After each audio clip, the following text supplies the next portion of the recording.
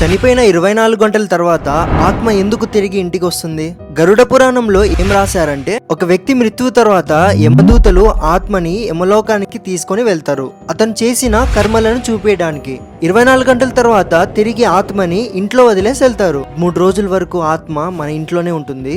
గట్టిగా అరవడం అండ్ అందరిని పిలుస్తూ ఏడుస్తూ ఉంటుంది. బట్ అది మాత్రం ఎవ్వరికి వినబడదు. తన బాడీ అక్కడ ఉంటే తిరిగి ఆ బాడీలో ఎంటర్ అవ్వడానికి ట్రై చేస్తుంది. కానీ యమదూతల ప్రతిబంధనం వల్ల అది చేయలేకపోతుంది. 13 రోజులు చేసే క్రియల వల్ల ఆత్మకి పూర్తిగా యమలోకానికి వెళ్లే అనుమతి అనేది దొరుకుతుంది.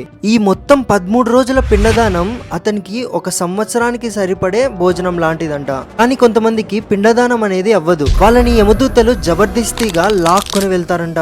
13 రోజుల తర్వాత ఇళ్లల్లో భోజనం తినిపిస్తారు కదా, అది ఎట్టి పరిస్థితుల్లో అప్పు తీసుకొని తినిపించకూడదంట. అలా చేస్తే ఆత్మకు శాంతి అనేది దొరకదు. ఇదంతా మన గరుడ పురాణంలో రాసు.